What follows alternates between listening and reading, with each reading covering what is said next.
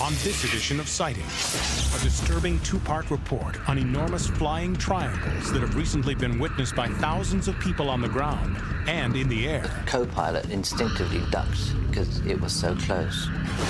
Then, Nick Pope from the British Ministry of Defense speaks out about the very real danger these UFOs represent to his government. I certainly believe that some of them are extraterrestrial spacecraft. New owners are renovating Arizona's historic Jerome Hotel, but some of its past just won't go away. I couldn't prove that they are hauntings, and I couldn't prove that they're not. Even if you've heard about biofeedback, its new uses will startle you.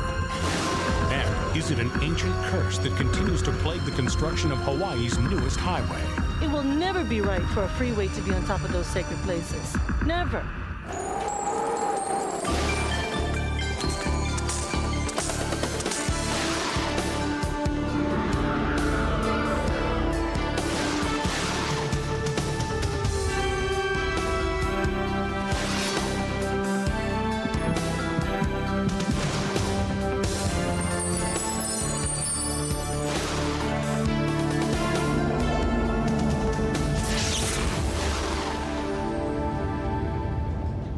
Welcome to Sightings. I'm Tim White. Airline pilots see UFOs. They just don't talk about it. And their culture of silence explains a lot about why one series of reoccurring visits from enormous triangular craft have so far gone unreported. The UFOs, called silent Vulcans, are said to have made hundreds of appearances in the skies above Great Britain. But this is the first time the phenomenon is being discussed outside of England by professional pilots and others who have seen them.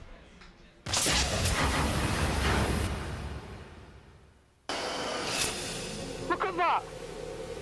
Bloody hell! For the past 3 years, this is what hundreds of eyewitnesses have been watching and videotaping in the skies over England. These tapes are misleading because the UFOs are enormous, larger than any aircraft now flying. They are triangular in shape with large glowing lights at each corner. They can soar slowly, hover, or accelerate to a tremendous speed. But one of the most eerie aspects of these UFOs is what they don't do. For sure, in all cases, people report that these things made no noise whatsoever. Some have been seen only a few hundred feet up. From the left, this enormous craft came over the houses. And I couldn't believe my eyes, because there was no sound at all from this object. It banked over sharp to the left, and then I could see it was a huge triangle. Investigators have dubbed them silent Vulcans for their passing resemblance to the British Delta Wing bomber known as the Avro Vulcan B-2. But that, according to UFO magazine editor Graham Birdsall, is where the similarity ends. The Vulcan was a pretty much triangular-shaped aircraft, unique for its time. But certainly it was no bigger than, let's say, for instance, 60 feet across, and nothing like the kind of size that we associate with today's flying triangles, as it were. Because they are so much larger than Vulcan B-2s, some aircraft experts are suggesting that the UFOs may be part of a super-secret American stealth project. I just cannot believe that something as big as that, flying over the United States fairly low, flying over here in the United Kingdom fairly low, and flying in such numbers, could be described as a conventional super-secret stealth aircraft. I just don't buy the argument. Neither, apparently, does Britain's Civil Aviation Authority, which recently investigated a near miss between a silent Vulcan and a British Airways 737 on approach to Manchester Airport. Commercial pilot Graham Shepherd, whose own airborne encounter has fueled a 20-year interest in UFOs, has studied the Manchester near miss. Quite suddenly, what the crew described as a triangular, very brightly lit craft flew past them very, very close on their right-hand side. And the reports mentioned that the co-pilot instinctively ducked because it was so close. Now, they were clearly shaken up by this. They asked radar if they had any traffic, and radar didn't see anything. The Civil Aviation Authority pursued their investigation of the case for more than a year and released their report in February of 1996. Their conclusion, however, was no conclusion at all. Only that the UFO was unknown. Case closed. When Graham Shepherd attempted to follow up with the British Airways crew, he hit a brick wall. I've written to the captain and he hasn't replied, and I have heard on the grapevine that he's not going to discuss it any further with anybody else. He's fed up with the whole thing, and that if the same thing ever happened to him again, he wouldn't report it. So that this comes back to the culture of silence, the consensus of the line of least resistance is to say nothing about these things. It's left to researchers like aeronautical engineer Omar Fowler to pursue an explanation for the silent Vulcans. The flap in Derby started about 1994. From December 1994 until May 1995, we had 52 incidents of flying triangles over the city, hovering over main streets, buildings, highways, cars, and this caused quite a lot of consternation to the local public. Although their appearance over England is relatively recent, similarly shaped UFOs have been reported throughout the world, going back more than 20 years. In the Hudson Valley area of New York, literally hundreds of these things were reported by some pretty sane, level-headed people. We looked over the top of the trees, and there was this object there out of nowhere, this great big object. It was about 300 foot wide, the size of a football field hanging over your head. They first attracted worldwide attention when in 1988 and 89 and 90, there were several thousand sightings, some of them at low level, of triangular-shaped objects over Belgium.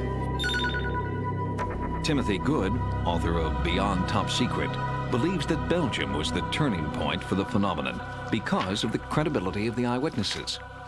Not just ordinary civilians, but highly qualified observers such as military pilots. The Belgian Air Force was very open and disclosed how many missions they'd flown against flying triangles, and they even went to the extent of releasing cockpit radar film showing an F-16 intercepting that triangle and the terrific acceleration of the triangle away from the stationary position. In many cases, they accelerated from 0 to, say, 900 kilometers an hour within a matter of seconds. They dropped from 10,000 feet to 500 feet in a few seconds. They were performing aerobatics that no human pilot could have withstood the G-forces. I think there could well be something ominous about this. When I think back to 1988, when on 2 occasions United States Navy Tomcat aircraft were seen to disappear in close proximity to one of these gigantic triangular-shaped craft. And I spoke to the witnesses in both instances, and I'm convinced they were telling the truth. Off the record, pilots, both military and civilian, are concerned. The silent Vulcans seem to want to engage our aircraft, and even the most highly trained pilots have never been trained how to deal with a security threat of an extraterrestrial kind. As far as a threat is concerned, my feeling is, yes, some of these craft are dangerous. I have no doubts about that whatsoever. And some of the beings associated with them are dangerous. I don't think they have our best interests at heart. The silent Vulcan phenomenon has changed the thinking of many former skeptics, including one member of Britain's Ministry of Defense. When we return, my interview with Nick Pope, a man who has studied UFOs from the inside and is now speaking out. Next, Nick Pope speaks his mind. I cannot stay silent about what I believe we must treat as a potential threat.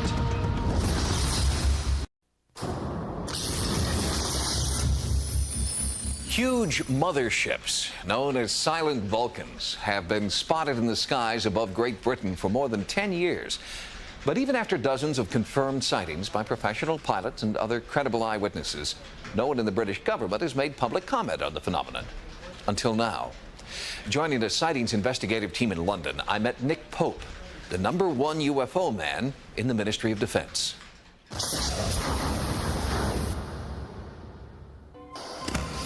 For 40 years, Defense Ministry policy regarding UFOs was to deny, deflect, or dismiss all sightings.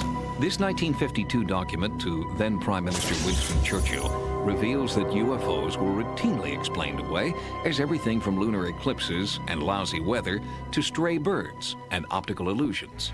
Not until 1991 did things change, when a diligent government worker named Nick Pope put his career on the line by exposing what he believes to be an alarming threat from outer space. I cannot stay silent about what I believe we must treat as a potential threat. When Pope first accepted his assignment to process UFO reports at the Defense Ministry, he was as skeptical about alien spacecraft as the long line of civil servants who had preceded him. But then he started reading the reports. It seemed strange to me that none of my predecessors had really seemed to take this very seriously. My brief at the Ministry of Defence was to look for evidence of a threat to the defence of the UK. I felt that I couldn't make a decision about whether there was or was not a threat until I'd done a full investigation. For Pope, that meant personally interviewing eyewitnesses and established UFO researchers. For a Ministry of Defence officer to start talking with UFO researchers was unheard of, and it was very much frowned upon in his office. I remember he told me at the time that, you know, it was rather like sleeping with the enemy. As UFO reports by the hundreds crossed Pope's desk, he began to believe that the phenomenon had serious national and global implications. Was there a point in time at which you became someone who said, you know, there's really something here? Yes, I think 31st of March 1993, when I got into work, and during that day, I suppose, took several dozen calls from people, a lot of police and a lot of military witnesses, saying that they had seen a structured craft. I had reports, for example, from a meteorological officer, a chap with 8 years of experience of looking at the night sky and judging what the weather was going to be so that he could brief the air crew. As he put it to me, it behaved like nothing he had ever seen before in his entire life. He did not have the slightest idea what it was, and it passed straight over the top of the base. This was not the last time Pope would hear about the silent Vulcans. The reports were particularly disturbing because these UFOs seemed to be targeting military bases and were impossible to trace. The disturbing thing was that these didn't show up on radar at all, so we never got our air defense aircraft off the ground. That worries me, that you know, something which you've got to regard as potentially hostile until you know what it is, what it's doing, can get slap bang over the top of a military installation without showing up on the radar, without us getting any air defense assets even deployed. You determined that there might well be threats to national security, and yet nobody listened, right? Your superiors weren't interested in what you had to say? People don't like admitting that they've been wrong, and it's much easier for them to just say, no, maybe Nick Pope was wrong, maybe he's misinterpreting the data. I just can't support that view. I was the one getting the raw data. I was doing the investigation. Did anyone ever come along and tell you to calm down a little bit and cool it? Yes, on one or two occasions, people said to me, you know, I think you're devoting a little bit too much time and effort into this.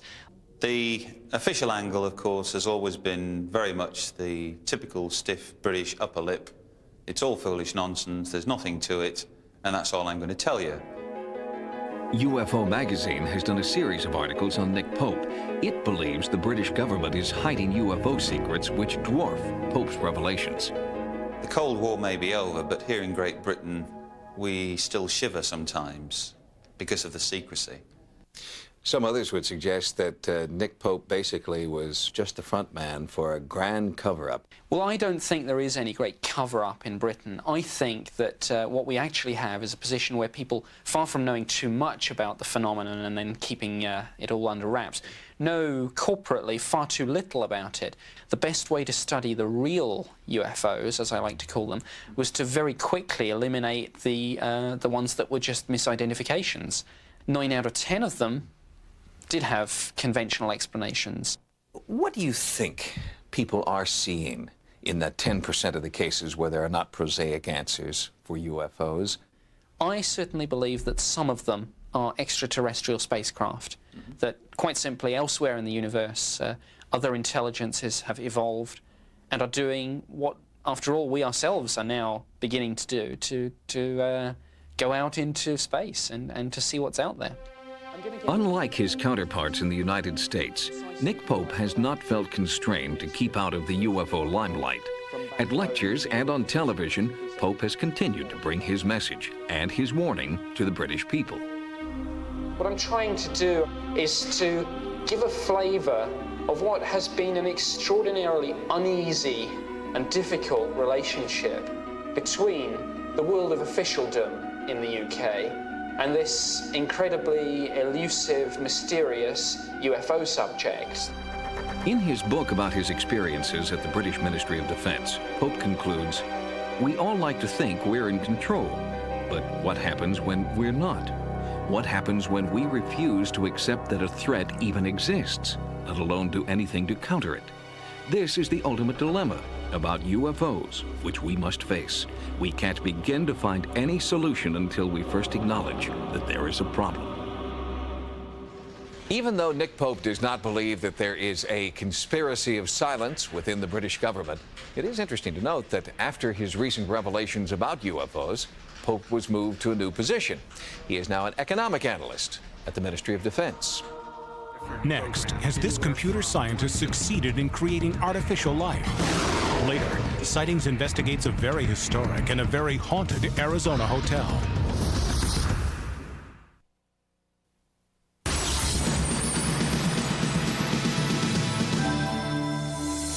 Here are some of the stories Sightings is following in the news.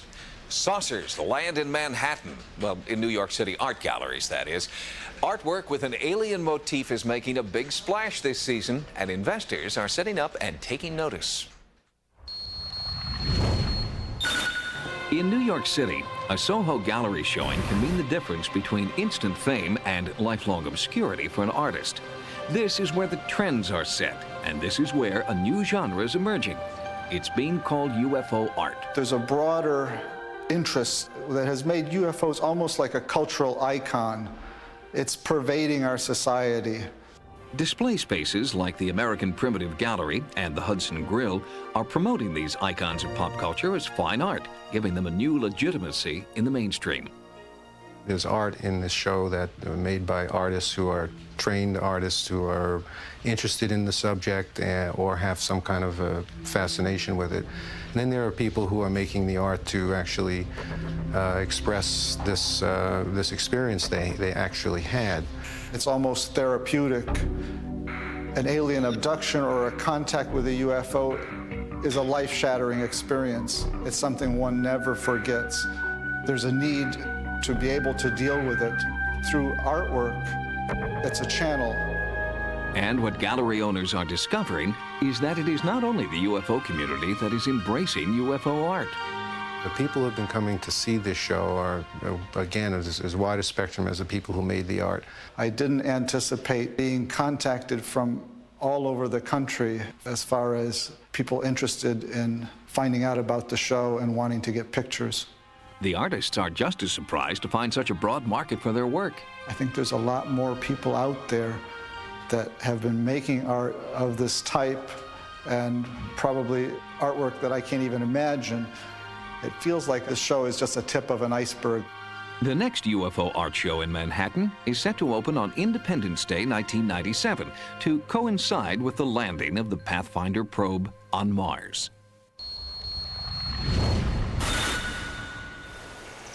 In Murray Hill, New Jersey, a research physicist at Bell Labs has created a computer simulation that he believes mimics the spontaneous creation of life on an infant planet Earth. One of the things that hadn't been done before that I wanted to look at was to see if I could spontaneously generate self-replicating programs from what was an initially random soup of instructions. Dr. Pargelis discovered that when he typed a random series of commands into his computer program, the program soon began to take on a life of its own. And once that happens, I now have a self-replicating host that then begins to generate children. And that is what we think occurred on Earth billions of years ago and is occurring to this day. Until recently, the term alive was only applicable to animals and plants. But Dr. Pargelis's amoeba program raises provocative questions about what is a life form. Modern dictionaries now say that life is a material complex that, among other things, can metabolize, can reproduce, can adapt to a changing environment, etc. There's been some interesting questions with regards to life and whether these things are alive. All I can say is if we do consider them to be alive, it's extremely primitive. Primitive or not, the creatures in this program are apparently on the evolutionary fast track. It may take a day, let's say, for some really interesting organisms to develop in my program. Still, it's a lot quicker than what we think is the time span here on Earth of several billion years. This computer colony can't jump off the screen, but could it infiltrate other computers at Bell Labs or beyond? What we have is a virtual world where we've got little programs that are in memory, and they're not in any way trying to access the operating system. So these are not at all like viruses that some evil hacker might use. Dr. Pargelis hopes that this high-tech experiment will lead to computer programs that can update and optimize themselves, just as life on Earth has adapted to eons of change. There's a great deal that still needs to be done. I mean, we've really only just scratched the surface. From Roswell, New Mexico, an update on our report about a mysterious piece of debris allegedly retrieved from a flying saucer crash site. The fragment was given to Max Littell, administrator of the International UFO Museum and Research Center. An anonymous party turned the metal over to Littell and claimed that the fragment was found in 1947 among the crash wreckage. Initial tests by a metallurgist at New Mexico Tech determined that the sample was composed of layers of copper and silver, both elements known to be present on other planets. Well, now an independent analyst has performed further testing and has come to his own conclusion that the alleged crash debris is of terrestrial origin, perhaps a piece of unusual jewelry. Although the results of the tests are only preliminary, Littell has accepted them and plans no further analysis. But he and other researchers continue to search for legitimate, hard evidence that will finally put Roswell to rest.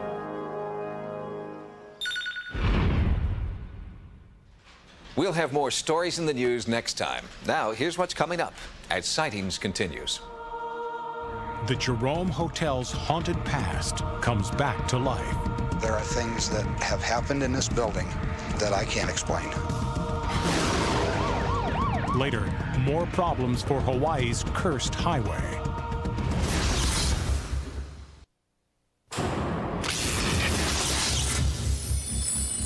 Jerome, Arizona was like a lot of prosperous towns in the Old West.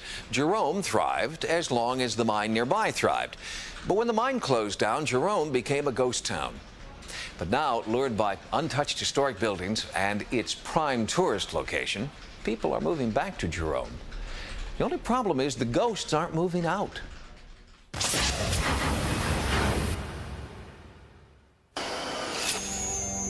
Jerome is in the middle of nowhere. But in the 1920s, this was a boom town, home to one of the most lucrative copper mines in the world. Legend has it that everyone who was anyone visited Jerome. Residents here enjoyed every modern convenience, including the best-equipped hospital in Arizona. Then, in 1953, the mines closed, the money dried up, and Jerome's population plummeted from 15,000 to just a handful of holdouts. The buildings were abandoned, the doors of the hospital were closed, and the owners simply walked away. It's gone through many, many years of being vacant and somehow remained intact.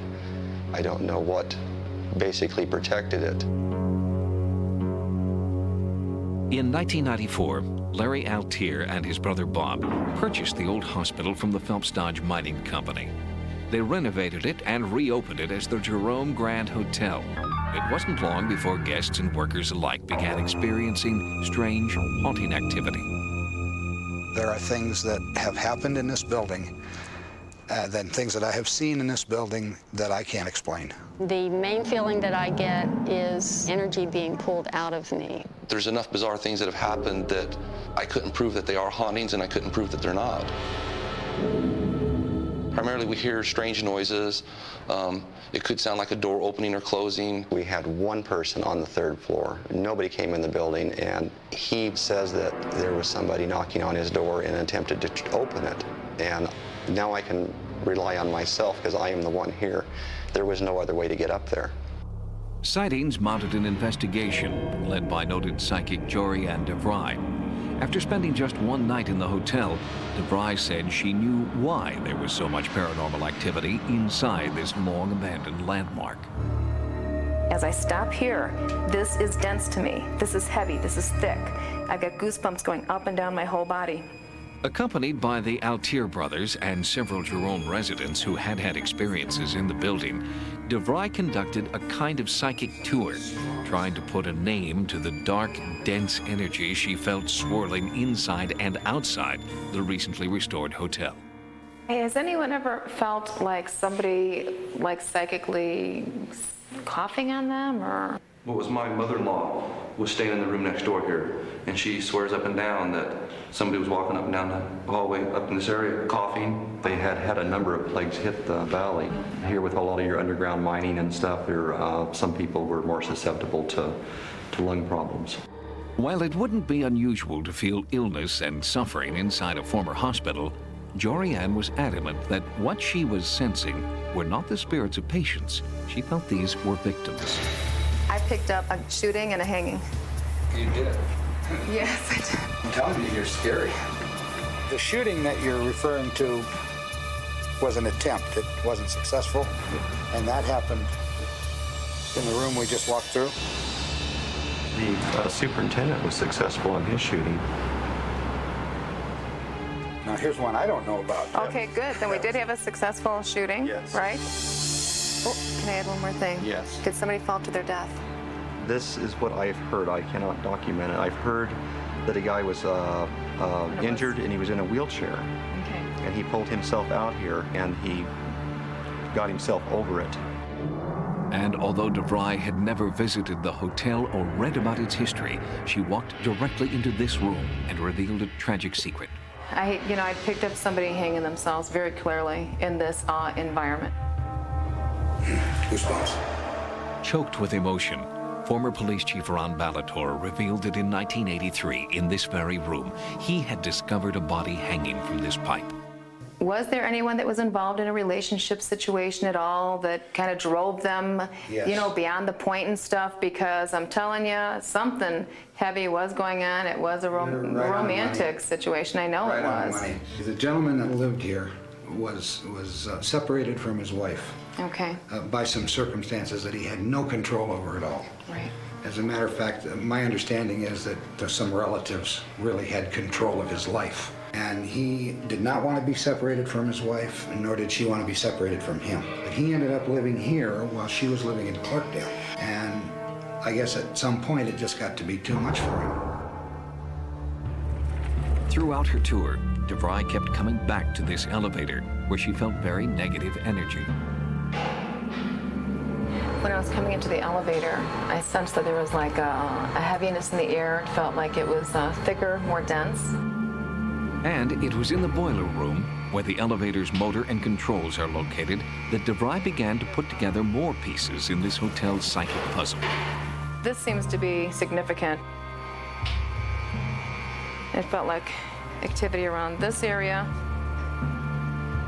Did the elevators ever get stuck or anything like that also?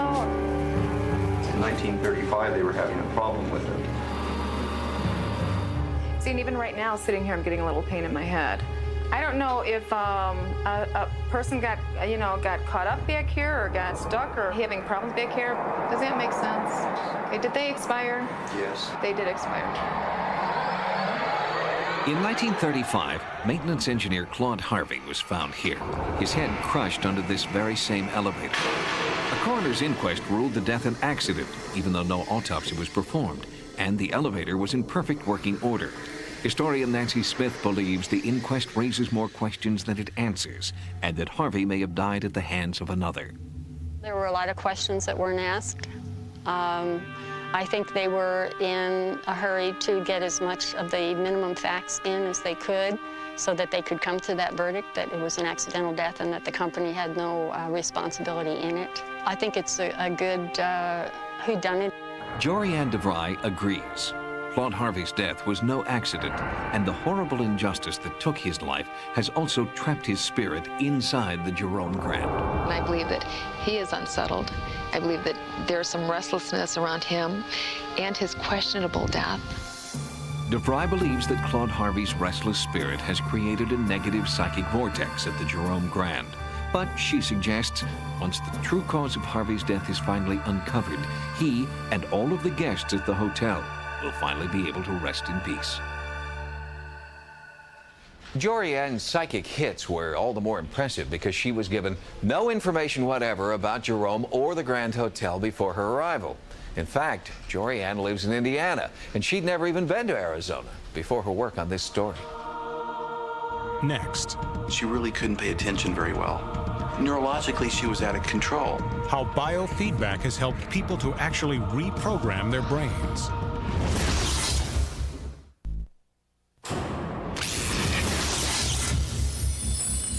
Brain disorders, like clinical depression and ADD, attention deficit disorder, are most often treated with drugs that attempt to alter the chemistry of the brain.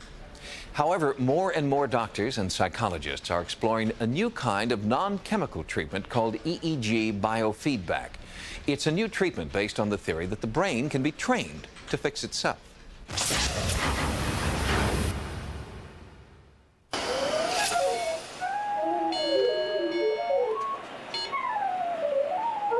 You are hearing the sound of brain waves at work.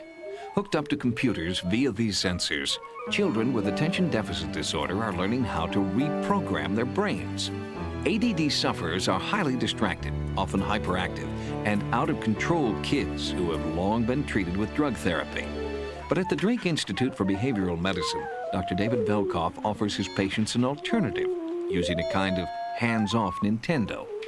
They're playing a video game that their brain controls, and when they're producing normal brain waves, the video game works. They're hooked up to an electrode that records their brain waves, and when their brain shifts to a faster speed that's necessary for focusing, concentrating, being calm, they see fast brain waves on a computer screen through video games.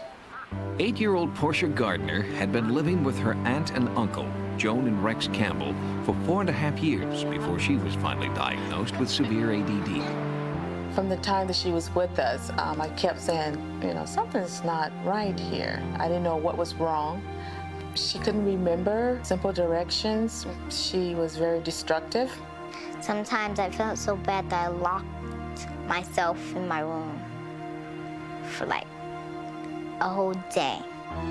Life at home with Portia was extremely difficult, and keeping her in school was nearly impossible.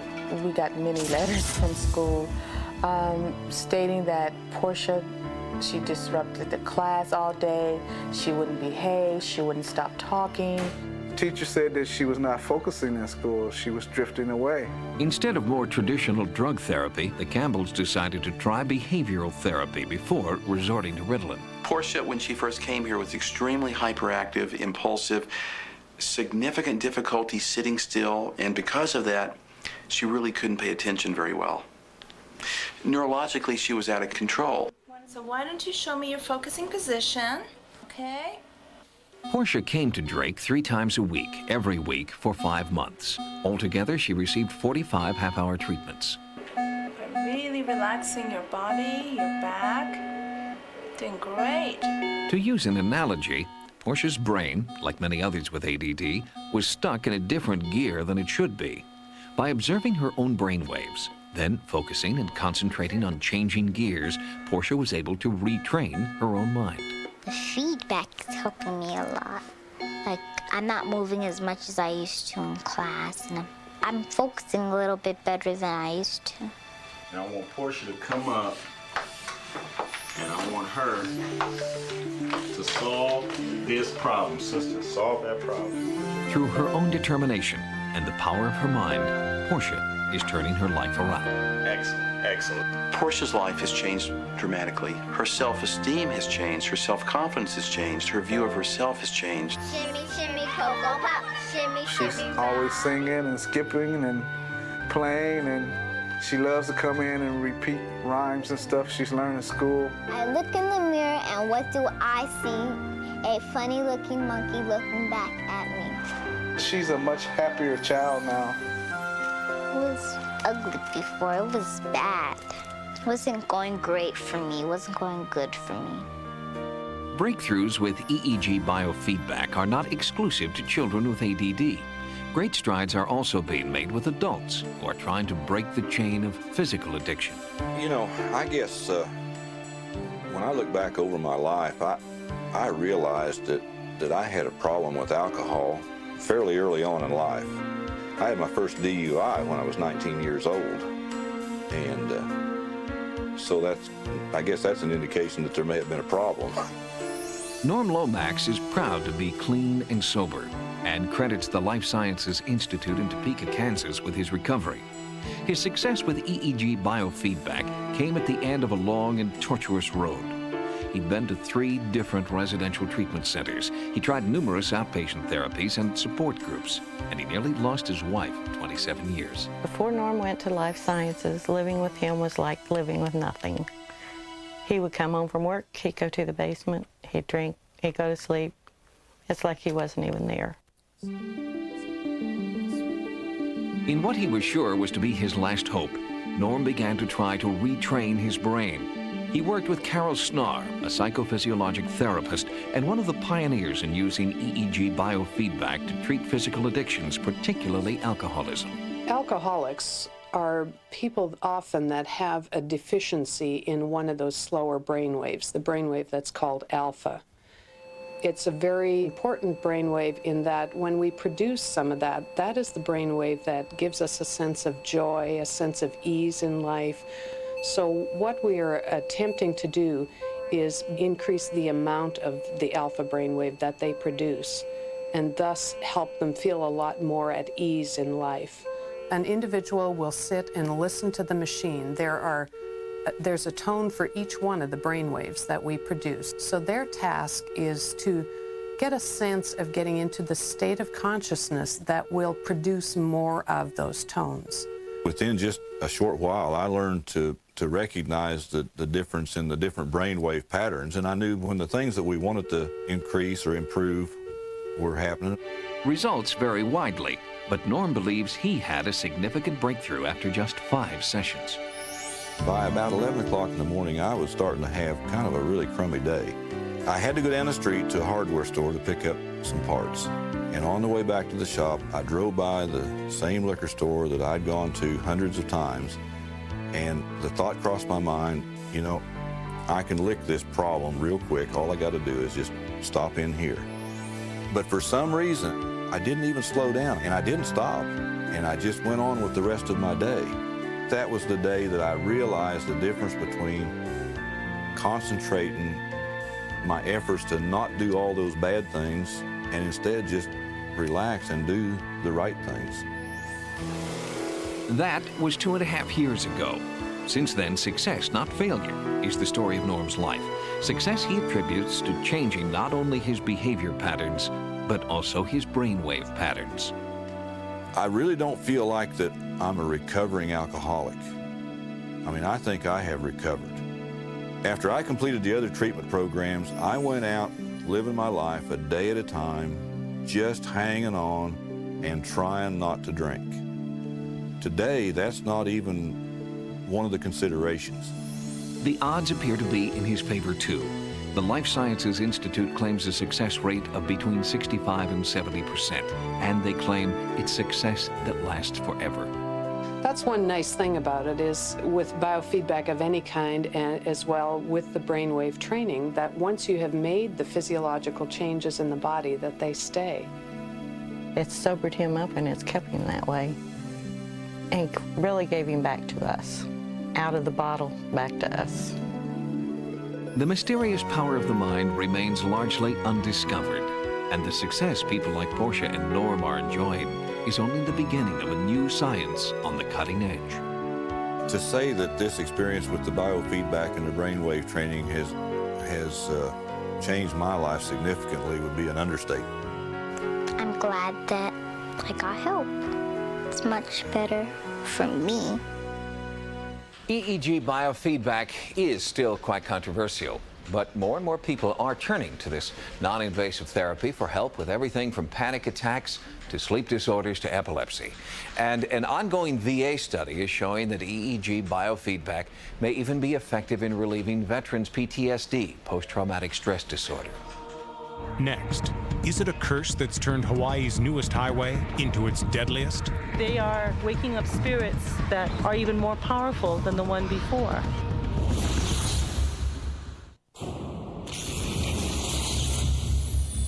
On a recent episode of Sightings, we brought you the story of the H3, a highway near Honolulu that's been plagued by unexplained accidents and tragic deaths. Many believe the road is cursed because it runs through a sacred Hawaiian burial ground, and recent accidents there seem to bear out the possibility that the curse of H3 is real. The H3 is paved with tragedy. 2 dead, dozens injured. It's taken more than 20 years and $1.5 billion to build a highway that's only 16 miles long, making the H3 the most expensive stretch of road anywhere in the world. The H3 nightmare doesn't surprise many Hawaiians who believe that the H3 is cursed. Their construction workers and subcontractors have witnessed equipment moving without operators being in them and then stopping and starting. And according to one confidential source who has spoken with many H3 construction workers, a number of mysterious illnesses have befallen the work crew. Otherwise healthy young men have fainted, suffered cardiac arrest, and at least 2 have had heart attacks. Workers report, off the record, that the haunting activity and the illnesses are distracting them, causing them to make simple mistakes. Unofficially, it's the curse that's being blamed for this freak accident. On July 27, 1996, 4 60-ton girders cracked off the highway and plummeted to the valley below. 4 workers were hospitalized. Ironically, the accident occurred while workers were installing earthquake restraints to make the freeway safer.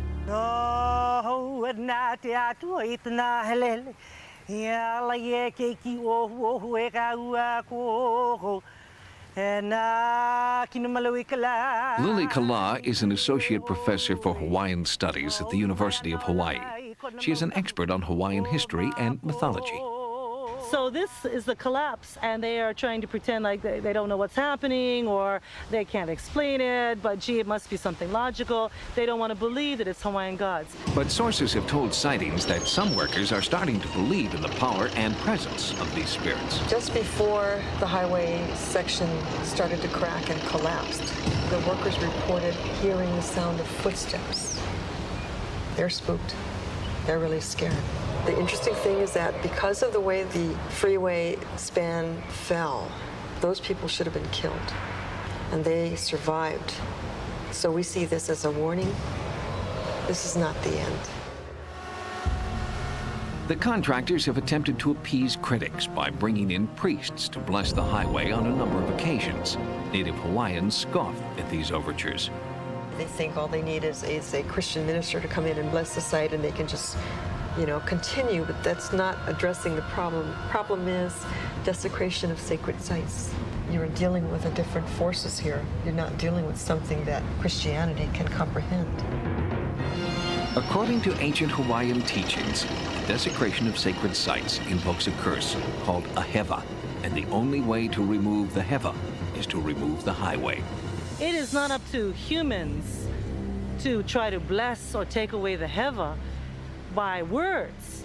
It is up to humans to take away the heva by deed. It will never be right for a freeway to be on top of those sacred places. Never. The heva will be there forever. And the strange things that we have seen happening there will continue to happen there. And in fact, the H3 workers do appear to be the ones to bear the brunt of their ancestors' fury. But they need to realize that as they go into that mountain, that they are waking up spirits and probably near certain burials or sacred places that are even more powerful than the one before. They need to realize that they should stop building this freeway. The state of Hawaii plans to open the H3 in May of 1997 with a celebratory foot race for 60,000 runners. Historian Lily Kala believes this may turn out to be the ultimate indignity to her ancestors, and she fears for the future of the highway and its travelers. If you've had a paranormal experience, please write to us at Sightings. Sightings can also be contacted at America Online at keyword sightings. Download images, sounds, and QuickTime clips from Sightings episodes. On the internet, access information about sightings and the paranormal at sci-fi.com/sightings. Until next time, remember, no mystery is closed to an open mind. For Sightings, I'm Tim White.